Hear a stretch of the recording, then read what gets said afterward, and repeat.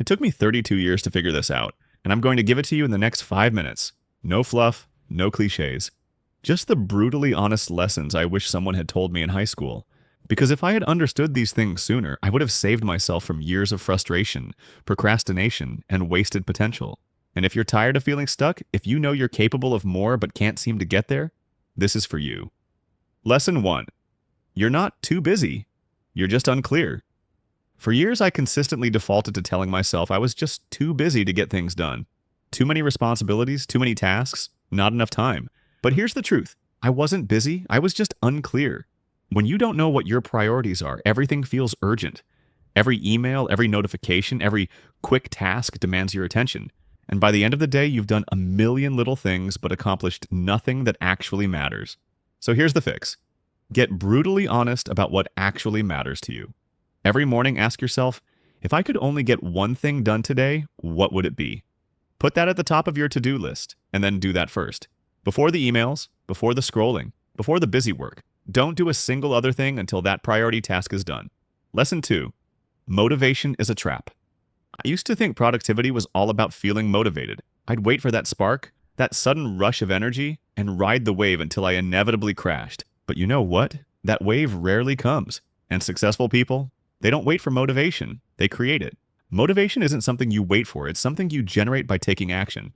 This video right here is probably motivating you to take the next action. But you would have never gotten here if you didn't take the first action by clicking on it. The secret is simple. Action comes first. Motivation comes second. Next time you don't feel like it, try this. Commit to 5 minutes. Just 5 minutes of effort toward your priority task. 99% of the time, once you start, you'll keep going. Your brain shifts from resistance to momentum. That's how you beat procrastination, not by waiting for motivation, but by outsmarting it. Lesson 3, your phone is robbing you of your focus. Look, I get it. Your phone is practically glued to your hand. Mine was too. But the most brutal truth, every minute you spend scrolling, you're training your brain to crave distraction. Those quick dopamine hits from social media, they're shrinking your attention span, making it harder to focus. And before you know it, hours are gone, with nothing to show for it. You already spend half your life sleeping. Do you really want to spend the time you're awake being a social media zombie? Here's what I wish I knew sooner. Notifications are toxic. Turn them off. Turn off vibrations. Turn off your ringers. And set up custom ringers for only the important people in your life. Your partner, your kids, your parents. That's it. Everyone else, they can leave a message and you can call them back later. Think about the old days. We didn't have all this technology grabbing our attention. People got way more shit done back then because there were way less interruptions. So stop letting your phone interrupt you. Even better, put your phone in another room when you work. Out of sight, out of mind. Create dopamine-free zones. Blocks of time where you avoid all distractions and just do the work. Because the people who control their attention, they control their lives. Lesson 4. Failure isn't the opposite of success, it's part of it. This one took me way too long to understand. For years, I avoided failure like the plague. I wanted everything to be perfect before I even started. And you know what that led to? Absolutely nothing.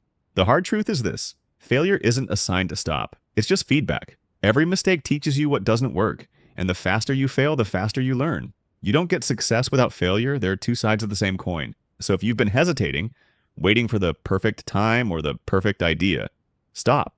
Start now. Fail fast. Learn faster. Because every successful person you admire, they're not just the people who succeeded, they're the people who failed more times than you've even tried. The final lesson, the best time to start was 10 years ago. The second best time is today. I wasted years overthinking, procrastinating, and waiting for the perfect moment. And if I could go back and tell my younger self one thing, it would be this. Start before you're ready. The perfect time? It's a myth. It doesn't exist. But the good news, you're not too late. You're not too old. You haven't missed your chance. The second best time to start is right now. So whatever that thing is, the project you've been putting off, the dream you've been thinking about, the skill you've been wanting to learn, take the first step. And remember, you don't need a 5-year plan. Why would you? You don't even know if you'll last 5 days. But to figure that out, you need to start. So go start the thing. And if this video gave you even one thing to think about, hit that like button and subscribe so YouTube knows I'm kind of cool. Now I'm going to go find my phone in the other room because I'm pretty sure my wife called me like 5 times while I was editing this. Wish me luck and see you in the next one.